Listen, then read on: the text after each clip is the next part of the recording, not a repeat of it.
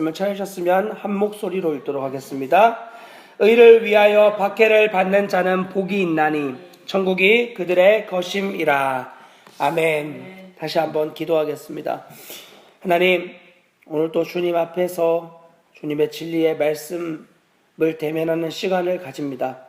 우리 안에 부끄럽고 연약한 모습들이 있다면 이 진리의 말씀으로 비추어 주시고, 그래서 또한 주님 앞에 전심으로 달려가고 있는 자들이 있다면 또 주님의 말씀의 자리에서 그들을 비추게 하셔서 결코 우리의 머무를 수 없는 영광스러운 달려감을 위하여 오늘도 내디딜 수 있는 믿음의 발걸음 되어지게 하여 주시옵소서. 표대를 향하여 생명을 향해 달려 나아갔던 바울과 같이 오늘 우리의 남아있는 시간이 그와 같이 드려지기를 간절히 바라오며 사랑하는 주 예수 그리스도의 이름으로 기도합니다. 아멘. 네, 오늘은 팔복에 있는 마지막 항목 의를 위하여 박해를 받는 자에 대해서 함께 말씀을 나누고자 합니다. 같이 한번 인사하겠습니다. 주님만 주목하겠습니다. 네, 주님만 주목하겠습니다. 주님만 주목하겠습니다. 네, 우리가 지금까지 나누어 봤던 이 팔복의 내용들, 그리고 이후에 함께 살펴볼 산상수훈의 내용들은 인간의 본성으로 되어지는 것이 아니라 인간의 생리적인 현상으로 나타나는 것이 아닌 완전한 하나님으로부터 부어지는 존재적인 새로운 모습임을 지금까지 말씀을 통해서 함께 계속 살펴보았습니다. 그러니까 이 심령이 가난하고 애통해하고 온유하고 또 의에 줄이고 목마르려면, 국률이 여기고 화평케 하고 마음이 청결해지며 의를 위해 박해를 받는 이 모든 것들은 오직 자기를 부인할 때에만 생겨지는 결과입니다. 내가 나의 어떤 최선과 열심으로 의를 위해 박해를 받아보려고 하는 것은 그 박해 가운데 자기의 부끄러움이 드러나는 것 외에는 아무것도 남지 않습니다. 이것이 적나라하게 드러났던 것이 바로 예수 그리스도 그분의 제자들의 모습이었습니다. 그들은 정말 주님을 사랑했고 주님이 죽는 자리까지 자기들이 함께 나아가겠다고 정말 마음을 다해서 진심으로 그 고백을 했지만 그 죽음의 자리 앞에서 의를 위해 박해를 받는 자리에서 그들은 자신의 생명을 유지하기 위해 도방을 치는 것 외에는 할 수 있는 길이 아무것도 없었습니다.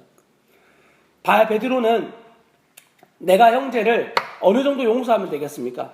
7번이라도 용서하면 좋겠습니까? 라고 하며 당시 유대 사회 가운데에 3번 이상 용서하는 일이 없도록 하라고 장로들의 유전 가운데 정해져 있던 것을 뛰어넘어 7번 정도 용서하면 이 정도면 대단한 용서가 아니냐고, 이 정도면 대단한 국률이 아니냐고 이야기했을 그때 주님은 7번씩 70번이라도 용서하여야 주어야 된다고 말씀하시며 인간의 힘으로 도저히 이 용서가 불가능하다는 것을 또한 그들에게 깨닫게 해주셨습니다. 마음의 정결함에 대해서도 마찬가지입니다. 바울은 자신이 외적으로 굉장한 바리새파요 그리고 모든 계명을 잘 지키는 자라고 생각했지만 로마서 7장에 나와 있는 것처럼 그의 마음속에서부터 나오는 이 탐심, 마음에서부터 나오는 이 죄된 속성에 대해서 끊임없이 괴로워하고 고통하였던 것을 보여주고 있습니다. 즉 이런 것들을 통해 우리의 힘으로 내 마음을 정결하게 하고 우리의 힘으로 의를 위해 박해를 받는 자리에 나아가고 하는 것은 완전한 불가능임을 성경은 이야기하고 있고, 그래서 자신의 가장 연약하고 부끄럽고 불가능한 것을 본 바로 그 사람이야말로 심령이 그때서부터 가난해질 수밖에 없고 나로서는 안 되는구나 라고 하는 이 사실에 대해 비로소 애통하게 되어지고, 그로 인해 자기가 무엇을 할 수 있다고 여기는 모든 교만한 마음이 하나님 앞에서 낮추어져 온유한 심정으로 가라앉아 의를 향하여 굶주리는 상태로 나아가지게 되는 겁니다. 이것이 하나님이 주시는 놀라운 은혜인 거죠. 주님이 당신의 사랑하는 백성을 복음을 만나게 하시기 위해 아주 오랜 시간 동안 어쩌면 사람들의 내면 가운데 가장 많이 다루시는 부분이 바로 심령을 가난하게 만드는 일입니다. 배부른 자에게는 아무리 맛있는 음식을 줘도 그들은 그 음식을 먹으려 하지 않습니다. 그러나 배가 고픈 자에게는 아주 작은 물 몇 방울도 그에게 너무나 귀한 생명과 같은 것이 되어지듯이 하나님 우리의 마음, 심령 전부를 기근을 허락하셔서 마음이 바짝 말라버린 상태에서 주님의 은혜의 밧줄만 던져주면 이거 잡지 않으면 죽는구나 라고 여겨지는 그 시간으로 계속 우리를 밀어가시는 거예요.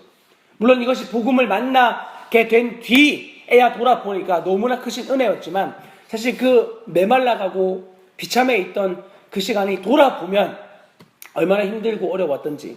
그러나 세상을 살아가고 있는 사람들은 그것이 어려운지조차 사실은 모르고 살아가고 있습니다.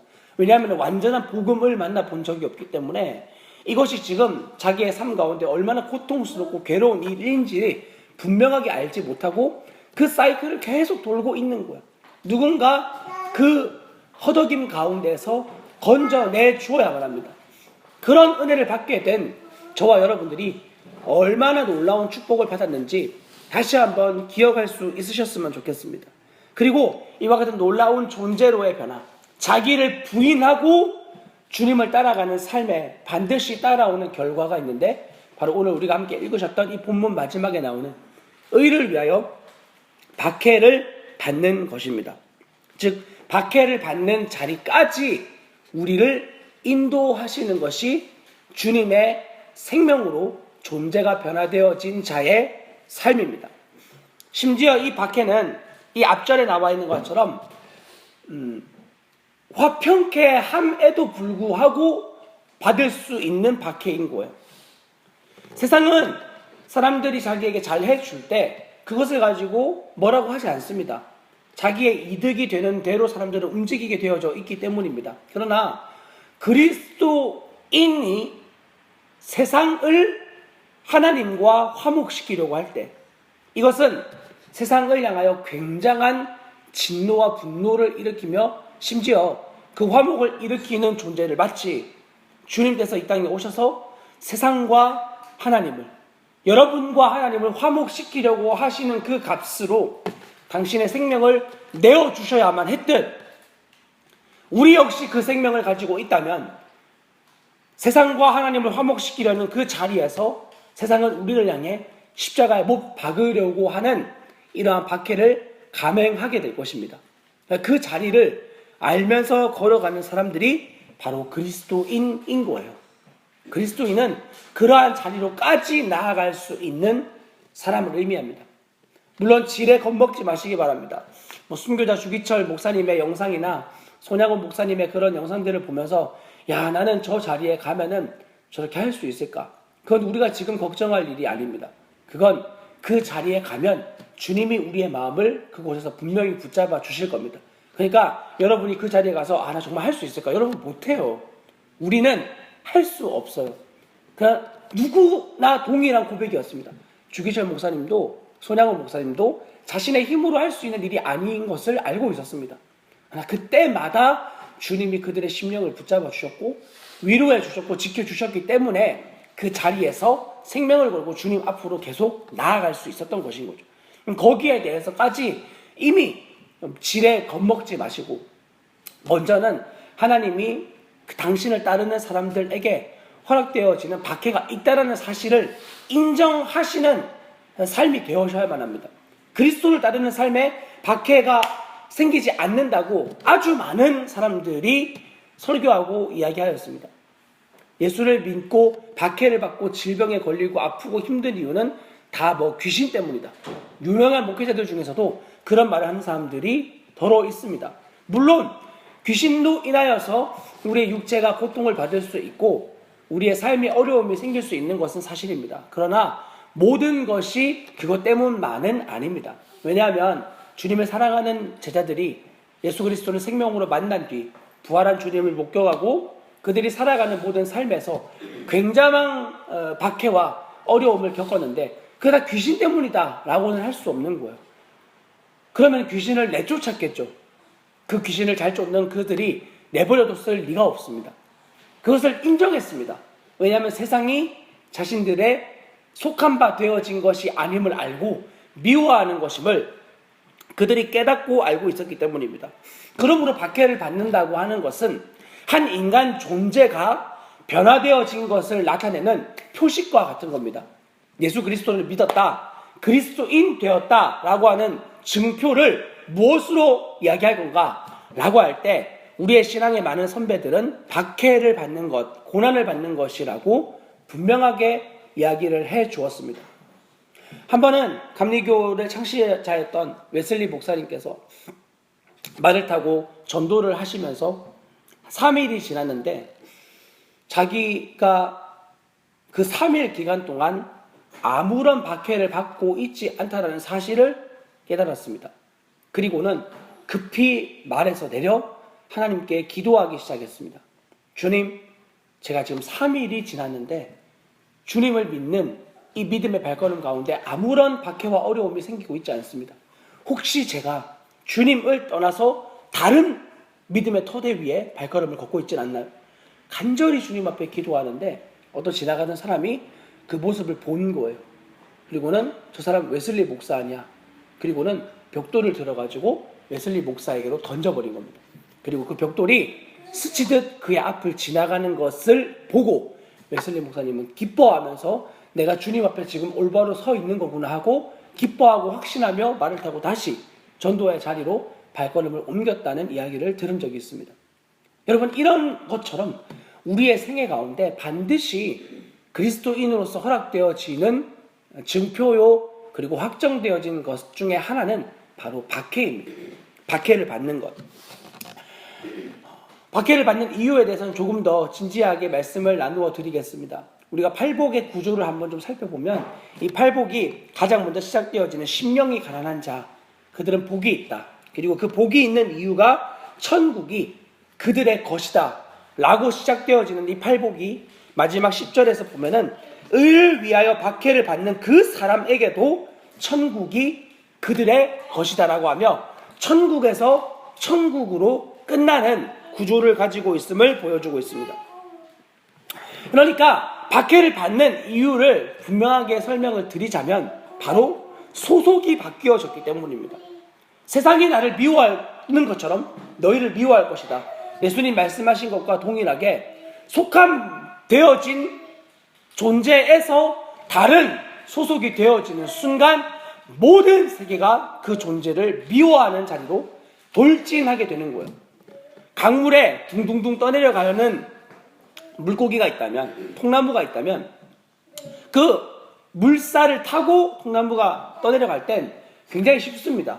그러나 내가 이 길로 가면 안 되겠구나 생각하고 이 통나무가 방향을 딱 바꾸는 그 순간부터 당연하게 여겨졌던 모든 물살이 자기를 거스르는 물결이 되어지는 것을 느낄 수 있듯이 우리가 믿음의 삶을 살아간다라고 할 때 우리에게 당연하게 생각했던 그 모든 것이 그 이후 복음을 만난 그 이후 우리에게 모든 게 다 걸림이 되어지는 것이 되어줘야 되는 우리의 말, 우리의 생각, 우리의 행동, 우리의 생각, 우리가 가지고 있는 사고, 정서, 철학, 가치 모든 것이 얼마나 하나님의 나라와 그리고 세상의 나라와 반대되어지고 대비되어지는 것인지를 시간이 지나면 지날수록 계속 깨닫고 알아지게 되는 거죠.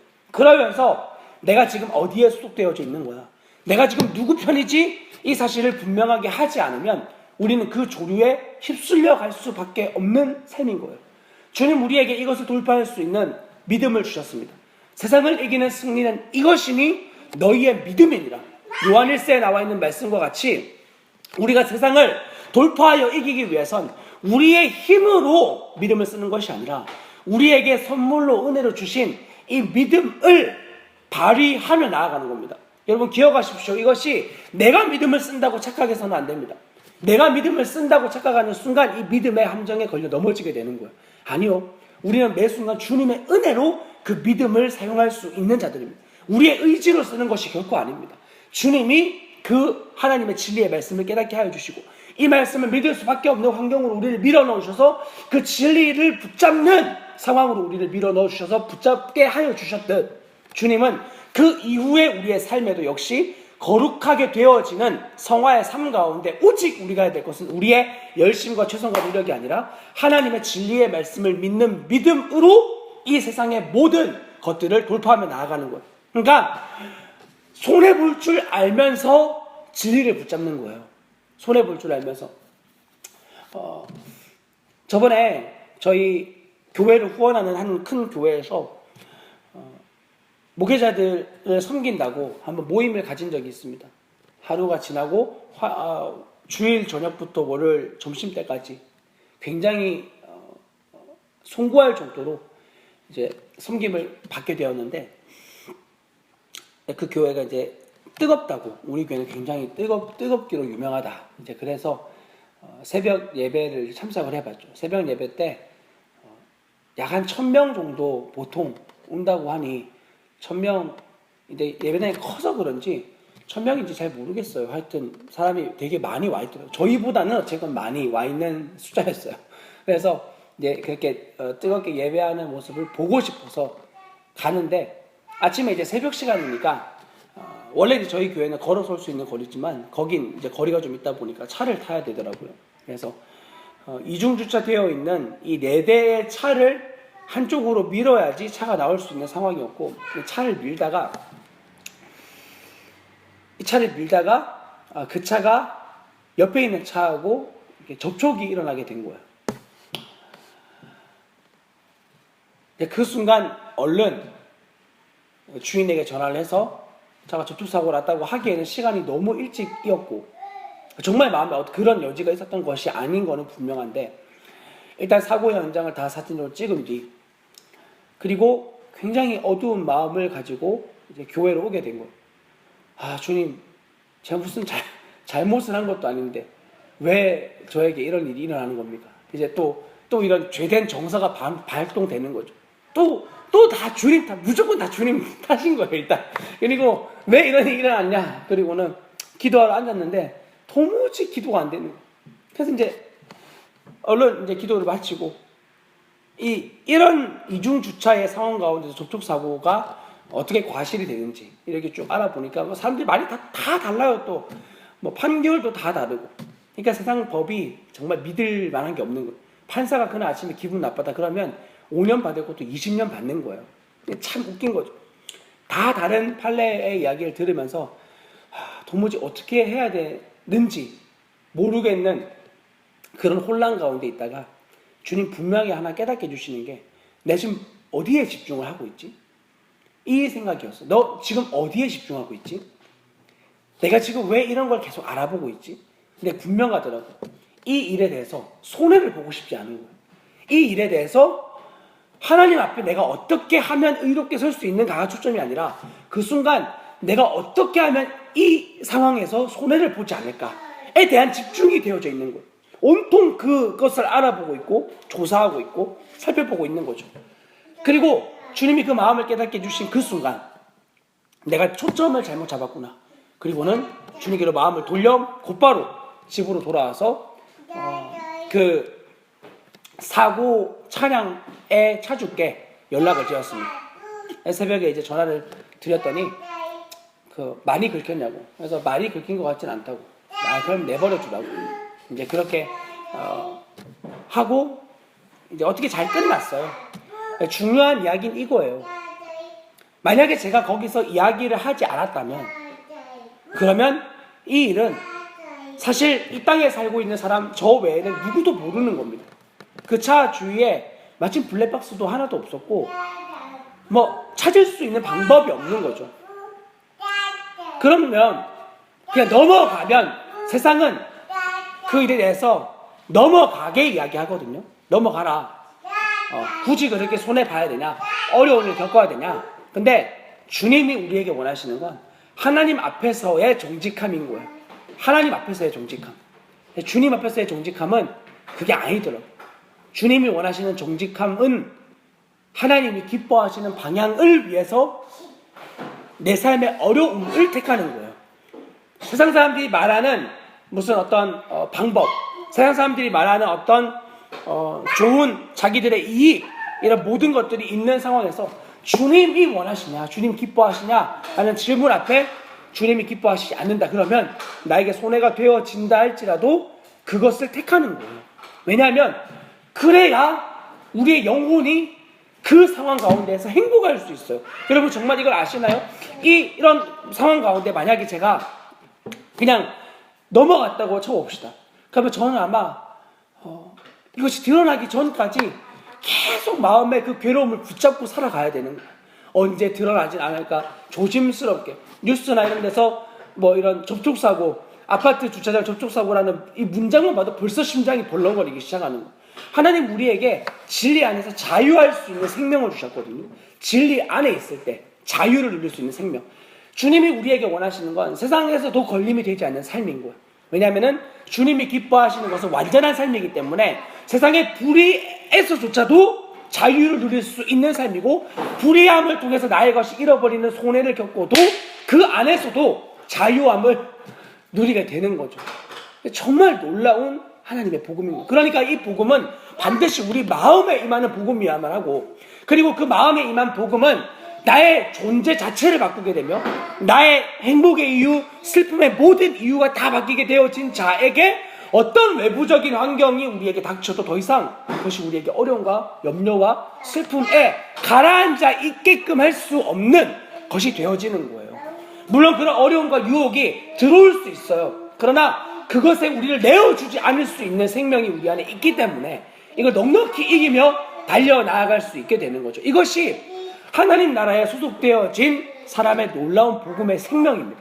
여러분, 이 생명을 가지고 계십니까? 정말 이 생명이면 여러분 충분하지 않습니까? 어떤 외부적인 어려움과 상황들이 생겨났을 때 주님 뭘 원하시지? 주님 뭐 기뻐하시지?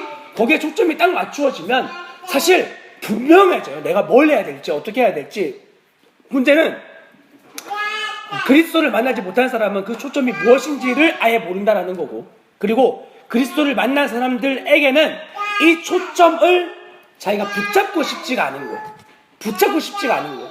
이게 여러분 주님 앞에 서면 설수록 여러분이 10년 가운데 굉장히 많이 부딪히는 일 중에 하나일 것입니다. 주님이 기뻐하는 게 뭔지 분명하게 아는데 안 잡으려고 하는 거죠. 이게 제가 사관학교에 갔을 때 굉장히 많이 어려웠던 것 중에 하나가, 난 정말 주님이 필요한 사람이라고 생각했던 것이 시간 지나고 보니까 그게 아니라 난 주님을 이렇게 밀어내는 존재인 거예요. 그분을 받아들이려고 하지 않는 거예요. 주님 기뻐하시는 것이 무엇인지 분명하게 드러나면 드러날수록 그런 주님을 붙잡을 때 나의 비참함이 드러나는 것이 계속 싫은 거예요. 그런 나의 연약함이 나타나는 게 부담스럽고 부끄러운 거죠. 답이 뭔지는 아는데. 여러분, 이 치열한 싸움 가운데서 놀라운 은혜는 하나님 결코 우리를 포기하지 않는다는 사실입니다. 그 놀라우신 은혜가 우리를 죄인 되어진, 이미 죄인 되었을 때 구원하신 주님의 은혜가 한 번도 우리를 포기하지 않고 가장 영광스러운 자녀의 생명을 계속하여 취하도록 주님이 끝까지 인도해 나아가시는 것. 이것이 하나님 우리에게 주신 놀라운 소속이 바뀌어진 자가 누리는 축복입니다. 이것이 정말 여러분들에게 진정한 복 되어지심이 되기를 주님의 이름으로 부탁을 드립니다. 여러분, 경건한 삶은 언제나 고난을 동반한다고 여러분들께 말씀을 드릴 수 있겠는데, 청교도였던 토마스 왓슨은 이런 이야기를 하였습니다. 사람들이 아무리 온유하고 긍휼히 여기며 마음이 청결하다 하더라도 결코 그들의 경건이 그들의 고난을 막아주지는 않을 것이다. 자, 그들의 경건이 그들의 고난을 막아줄 수는 없다는 거예요. 그들은 하프를 내려놓고 십자가를 져야 한다. 천국길은 가시밭길이며 피로 물든 길이다. 격언조로 말하면 그리스도를 따르면 칼과 막대기를 볼 것이다. 여러분의 신앙 고백에 십자가를 넣어라 라고 이야기를 하였던 거죠. 우리가 긍휼히 여기고 불쌍히 여기고 마음을 화평케 하고 이런 모든 일들을 하는 것이 세상과 화목하여진다고 생각하지 마십시오. 그런 일들을 행할수록 세상은 우리를 더욱 공격할 것입니다. 주님이 그렇게 사셨기 때문입니다. 그런 일을 우리는 반드시 겪을 것이기 때문에 우리의 손에 하프를 내려놓고 십자가를 붙들고 담대하게 나아가야 되는 거예요. 자, 그러므로 데살로니가 전서 3장 3절에 있는 말씀 한번 볼까요? 데살로니가 전서 3장 3절에 있는 말씀, 3절과 4절 말씀을 같이 읽어보겠습니다. 데살로니가 전서 3장 3절과 4절 말씀 시작. 아무도 이 여러 환난 중에 흔들리지 않게 하려 함이라. 우리가 이것을 위하여 세움받은 줄을 너희가 친히 알리라. 우리가 너희와 함께 있을 때에 장차 받을 환난을 너희에게 미리 말하였는데 과연 그렇게 된 것을 너희가 아느니라. 아멘. 자, 바울은 자기의 동력자 데살로니가 교인들에게 편지를 보내면서 너희가 지금 환난과 어려움을 겪고 있는데 누구도 그 환난 중에서 흔들리지 않게 하려고 함이며, 그 환란이 다가오는 이유가 우리가 이 환란을 위해서 세움을 받은 줄을 너희가 친히 알려고 하기 때문이다 라고 이야기를 하는 거예요. 우리가 환란 중에서, 환란 가운데 세움받은 존재인 것을 여러분, 이 정체성을 잊지 마셔야 됩니다. 환란과 어려운 일이 당하면 당할수록 우리가 무너지고 자빠지기 위하여 주님이 허락하시는 것이 아니라 그 안에서 세움을 받는 거예요. 그리고 4절에 보면 나와 있는 바로 그 바울과 증인들이 우리가 바로 너희들에게 장차 받을 환란에 대해서 이야기하지 않았냐, 너희가 그리스도를 믿으면 어려움이 생길 거라고 하지 않았냐, 그런데 과연 그렇게 된 것을 너희가 지금 알고 있다 라고 이야기를 해주는 거죠. 우리가 겪고 어려웠던 그 환란의 어려운 길이 너희에게 동일하게 지금 주어지고 있는 것이고, 그것이 곧 너희가 그리스도를 믿고 있는 증표라는 사실을 이야기를 하고 있어 준 거예요. 그러므로 여러분, 우리가 그리스도를 믿는 삶 가운데서 과연 미움을 받고 있지 않으면 둘 중에 하나일 수밖에 없습니다. 하나는 우리가 세상과 닮아 있든지, 아니면 교회와 세상이 교회로 들어오는 그 담벼락을 우리가 인위적으로 낮추어 놓았을 가능성이 많습니다.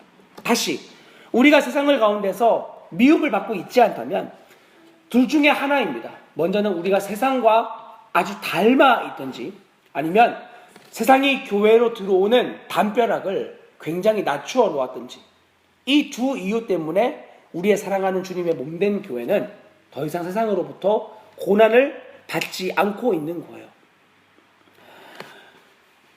물론 예수 믿는 사람들 중에서 박해와 고난을 받는 사람들이 더러 있습니다. 그런데 그 박해와 고난이 그냥 내가 받는 박해와 고난, 어려움, 삶의 어려움 이런 것이 아니라 의를 위하여 박해를 받고 있는 것인지를 확인해 봐야 되는 거예요. 사람들은 자기의 무지와 어리석음과 혹은 자신의 열심과 행위로 인해서 박해를 받을 때가 덜어 있어요. 자기가 이 땅을 살면서 정직하지 않고 자기가 깨끗하지 않아서 박해를 받는 경우들이 있어요. 그러나 그러한 박해를 베드로 사도와 사도들은 온전한 주님이 말씀하시는 의를 위하여 받는 박해라고 이야기하지 않았습니다. 먼저는 베드로전서 4장에 있는 말씀 찾아보시면요, 베드로전서 4장 5절에 있는 말씀 보겠습니다. 베드로전서 4장 15절 말씀 같이 읽겠습니다. 너희 중에 누구든지 살인이나 도둑질이나 악행이나 남의 일을 간섭하는 자로 고난을 받지 말려니와, 16절, 만약 그리스도인으로 고난을 받으면 부끄러워하지 말고 도리어 그 이름으로 하나님께 영광을 돌리라. 자, 그리스도인이라고 하는 주제와 살인, 도둑질, 악행, 남의 일에 간섭하는 이 모든 것들이 대비되어지고 있습니다. 그러니까 이런 것들로 고난을 받지 말라는 거예요. 그러니까 그리스도인으로 받는 고난과 세상을 살면서 받는 고난은 굉장히 다른 본질적인 모습을 가지고 있는 거예요. 종교적이나 정치적인 이유로 받는 박해도 역시 의를 위하여 받는 박해가 아닐 수 있습니다. 목회자들이나 성도이면서 정치와 그리고 경제 영역 가운데서 받는 고난이 주님과 무관할 수 있다, 그 말입니다. 오직 주님이 우리에게 요구하시는 박해는 의를 위하여 박해받는 것입니다. 의를 위하여. 그러므로 여러분, 이 주님의 복음이 얼마나 많은 사람들에게 동일하게 필요한지. 여러분, 사람은 오직 자기와 함께하는 사람들만 바라보거든요. 예를 들어서 새누리당이다. 그러면 그 당에 있는 사람들만 다 자기 편이에요. 예를 들어 민주당이다. 그러면 그 당에 있는 사람들만 다 자기 편인 거죠. 복음이라는 것이 들어가도 오직 그 사람들만의 복음이 되어질 수 있는 거예요. 공산주의자는 공산주의자끼리의 복음, 민주주의자는 민주주의자들끼리의 복음. 여러분, 이 복음이 과연 공산주의와 민주주의를 하나로 연결시킬 수 없는 복음일까요? 저는 그렇게 생각하지 않습니다. 저희가 저번에 스리랑카에 복음을 전하러 갔을 때의 일입니다. 그 스리랑카 땅에는 싱할라족과 타밀족이 함께 살고 있습니다. 같은 스리랑카 사람인데 족속이 두 족속인 거예요. 그리고 싱할라족은 예전에 이제 타밀족은 노예로서의 종족이었고 싱할라족은 이제 귀족 종족이었던 거. 지금은 이제 여기에 그런 것이 다 철폐되어져서 동일한 삶을 살고 있는데 그 그 스리랑카라고 하는 그 섬나라 전체가 다 녹차밭이에요. 전체가. 그거 다 예전에 싱할라족 사람들이 타밀족 사람들을 그렇게 괴롭혀가지고 거길 다 차밭으로 만들어 놓은 거예요. 그냥 모든 눈에 보이는 게 다 녹차밖에 없어요. 얼마나 많은 사람들이 죽었겠어요. 그러니까 그 정권이 뒤집힐 때마다 서로 이제 힘을 차지하려고 죽이고 멸망시키는 일들을 감당하는 거예요. 그런 상태에서 저희가 복음을 전하면서 거기에 타밀족과 싱할라족 사람들이 다 같이 있는 데에서 이렇게 이야기했습니다. 여러분, 이 복음은 여기에 있는 타밀족 여러분들에게 너무나 필요한 복음입니다. 그리고 여기에 있는 우리 싱할라족 여러분들에게도 동일하게 필요한 복음입니다. 여러분, 이 복음으로만 여러분들은 하나 될 수 있습니다.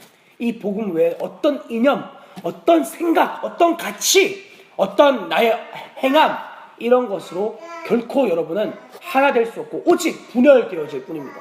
당당하게 이야기했습니다. 왜냐하면 정말 이 복음이면 하나 될 수 있더라고요.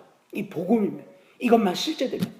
이것을 위하여 박해를 받는 것과 자기의 이념과 생각을 위해서 박해를 받는 건 굉장히 다른 일입니다.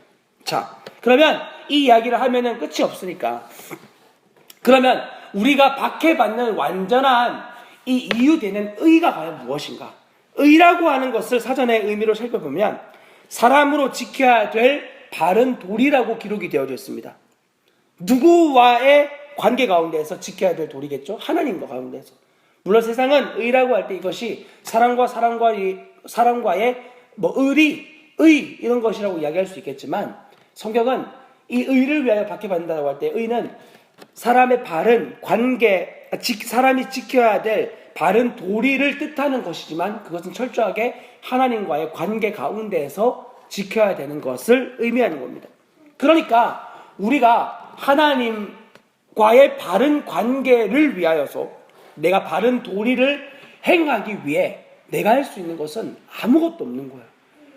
여러분 하나님과 어그러진 관계를 회복하기 위해서 우린 무엇을 할 수 있을까요? 뭐 교회에 열심히 나온다, 헌금을 한다, 봉사를 한다, 직분을 가진다, 목사가 된다, 자녀를 하나님께 선교사로 바친다, 이런 모든 행위가 하나님과의 관계를 회복시키는데 아무런 도움이 되지 않습니다. 하나님과의 완전한 관계의 회복은 오직 예수 그리스도로만 가능합니다. 예수 그리스도로만 우리는 하나님과 믿음으로 말미암는 화목제물 되신 그분을 통해서만 완전히 하나님과 하나 되어지는 관계를 회복할 수 있는 겁니다. 주님이 그렇게 계획해 놓으셨고, 예수님 죽으실 때 완전한 저와 여러분이 되어서 죽으셨고, 완전한 희생제물로서 하나님 받으신 거예요. 그는 인간으로 태어나셨지만 죄는 없으셨던 분이었습니다.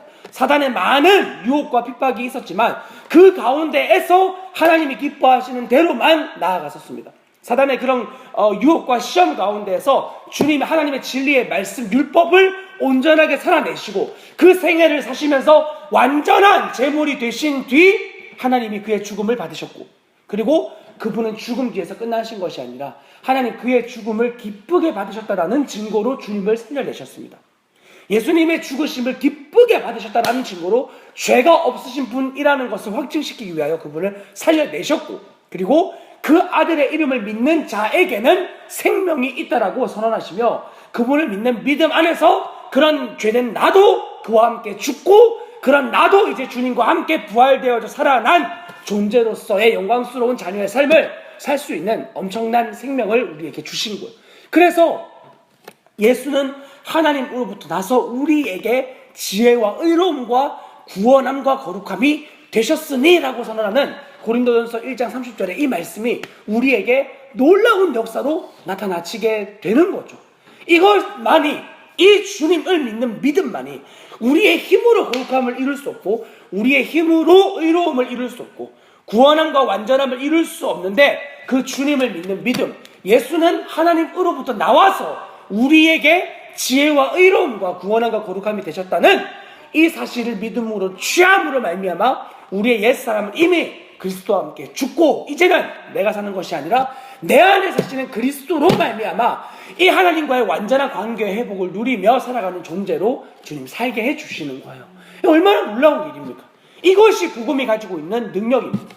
여러분, 그러므로 하나님과의 관계의 회복을 위해서 우리가 할 수 있는 건 아무것도 없습니다. 오직 하나, 이 주님을 믿는 믿음 외에는 불가능한 거예요.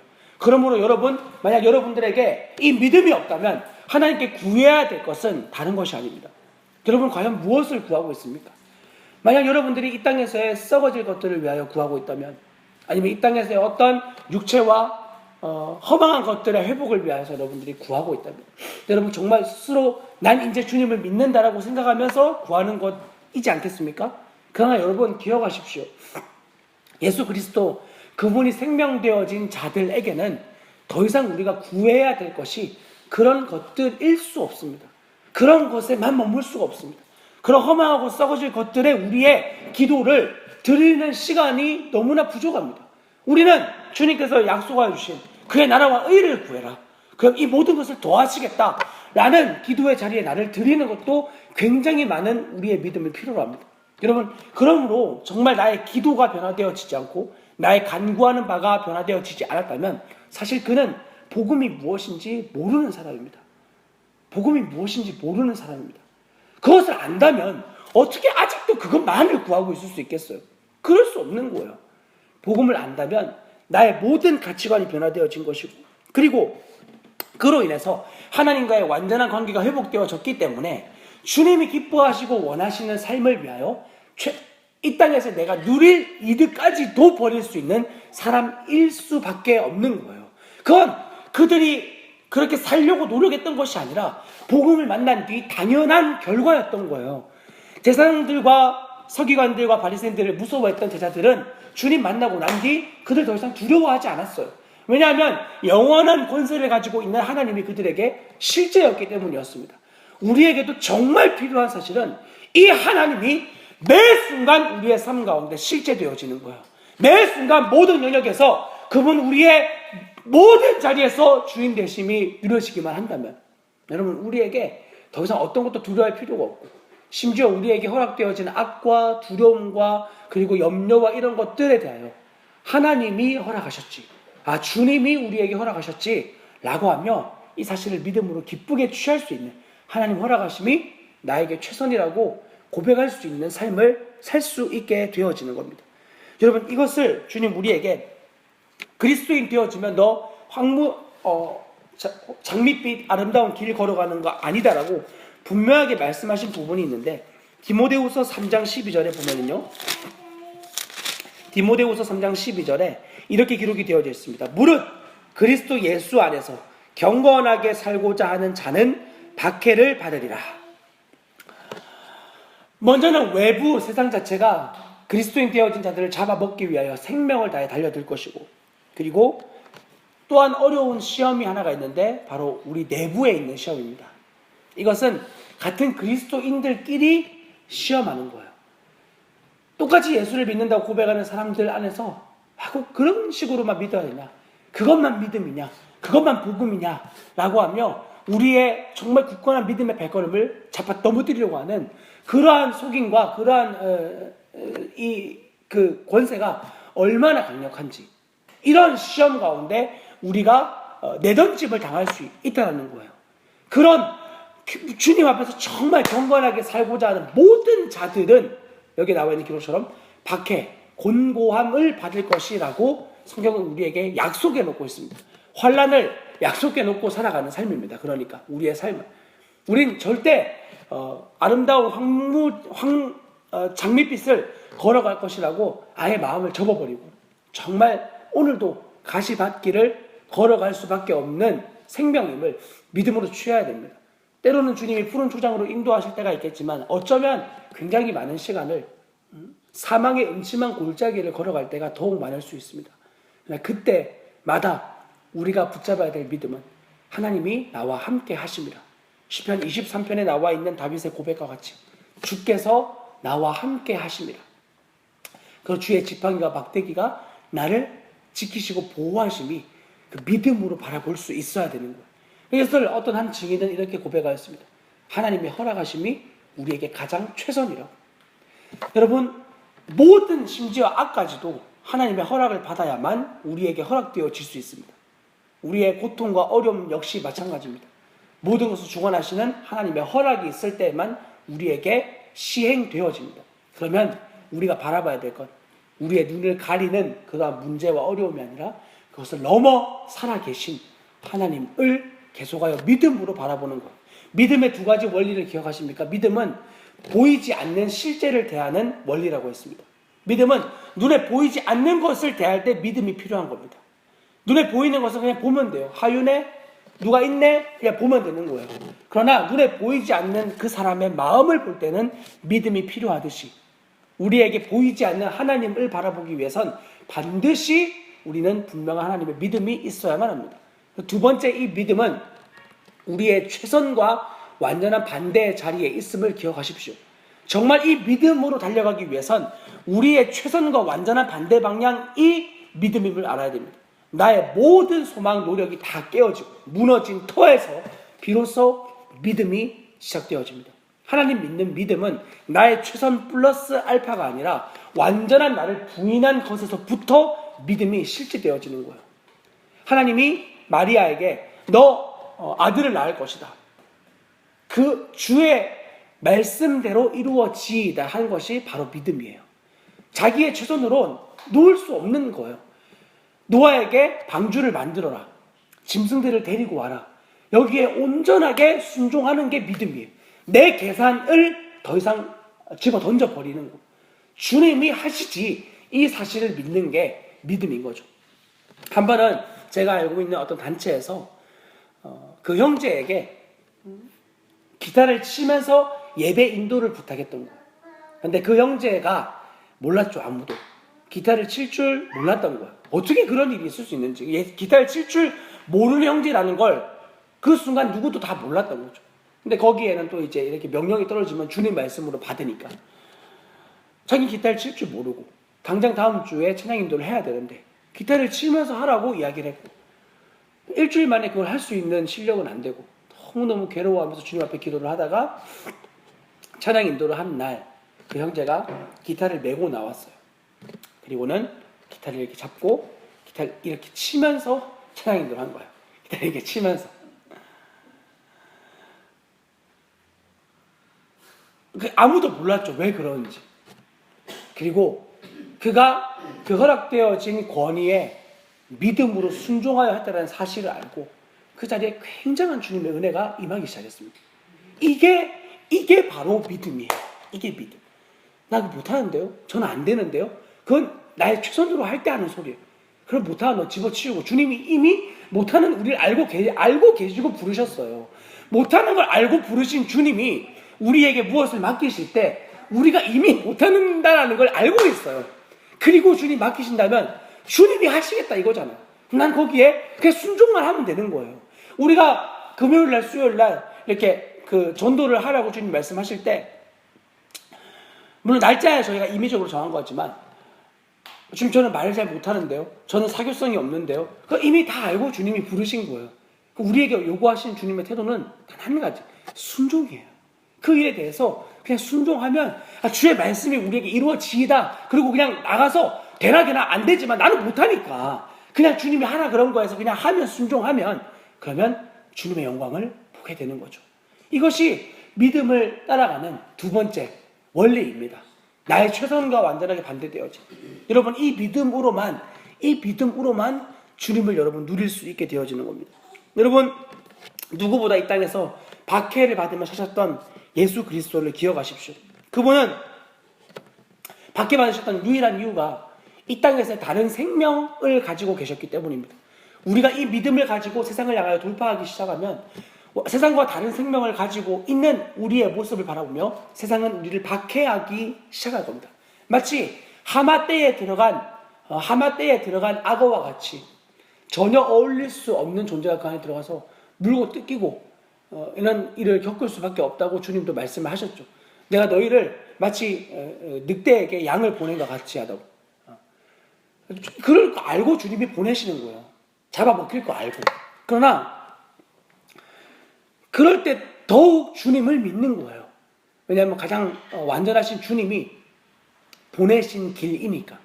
그 결과가 어떠하든 상관없이 주님을 신뢰하는 믿음의 발걸음을 우리는 옮기는 것만이 우리가 해야 될 유일한 몫임을 여러분 기억하십시오. 그러므로 이런 일을 겪는 우리들에게 주님을 누리기 위해선 반드시 여러분 거듭나야만 합니다. 예수 그리스도로 말미암아 내 존재가 거듭나지 않고 새로운 피조물이 되어졌음을 믿음으로 취하지 않고 그 이후에 펼쳐지는 복음의 축복을 단 한 가지도 온전하게 누릴 수가 없습니다. 이 복음의 축복은 말씀드린 것처럼 내 생각에 좋고 아름다운 것이 펼쳐지는 인생이 아니라 고난까지도 특권으로 누리는 삶입니다. 이것을 향하여 바울은 빌립보서 1장 29절에서 이렇게 고백했습니다. 그리스도를 위하여 너희에게 은혜를 주신 것은 다만 그를 믿을 뿐 아니라 또한 그를 위하여 고난도 받게 하려 하심이라. 사랑하는 우리 반석조항교회 성도 여러분, 주님을 믿는 믿음 안에서 끝나는 것이 아니라 그를 위해 고난도 받기에 아까워하지 않는, 그를 위하여 고난을 받는 것도 너무나 합당하게 여기는 그러한 믿음의 삶으로 오늘 초대하시는 주님 앞에 여러분 담대하게 이 믿음을 써서 달려 나아가시기를 바랍니다. 이 산상설교가 끝난 100년이 지난 뒤 어떤 한 사람이 터툴리안이라고 하는 교부를 찾아왔습니다. 그리고 그 교부에게 이야기하기 시작했습니다. 저의 직업이 옳지 않다는 것을 알고 있습니다. 하지만 저도 좀 살아야 되지 않겠습니까? 그렇게 말하는 이 사람에게 터툴리안은 이런 이야기를 하였습니다. 꼭 살아야 되겠습니까? 꼭 살아야 되겠습니까? 여러분, 주님을 믿는다 라고 한다면 이제 우리에게 계산은 끝난 겁니다. 계산기 집어 던지고 주님이 기뻐하시는 방향을 향해 영원한 하나님이 우리를 바라보고 계심을 믿음으로 취하여 그 영광스러운 하나님 수로서의 발걸음을 걸어가는 이 아름다운 삶이 오늘 남아있는 시간 가운데 마음껏 펼쳐지기를 주님의 이름으로 간절히 부탁을 드립니다. 기도하겠습니다. 하나님, 의를 위하여 박해를 받는 삶, 그리스도를 믿을 뿐 아니라 그를 위하여 고난도 받는 삶, 이것이 우리의 인생에 부끄러운 일 되어지지 않게 도와주십시오. 얼마나 영광스러운 특권의 삶을 살아가는 것인지 날마다 깨달아 알게 도와주십시오. 하나님, 오늘도 남아있는 이 시간 가운데 이 특권을 누리게 하는 존재로 부르신 주님을 찬양합니다. 계속하여 그 주님 안에 마음껏 거하는 인생 되어지게 하시고 오늘도 주님의 나라와 의를 위해 박해받는 것을 두려워하지 않고 부끄러워하지 않고 담대하게 돌파하며 나아갈 수 있도록 은혜를 더하여 주시옵소서. 하나님의 나라가 우리의 것이 되어졌다라는 사실이 삶의 모든 영역에서 더욱 실제되어지는 은혜를 누리기를 바라며 사랑하는 주 예수 그리스도의 이름으로 기도합니다. 아멘.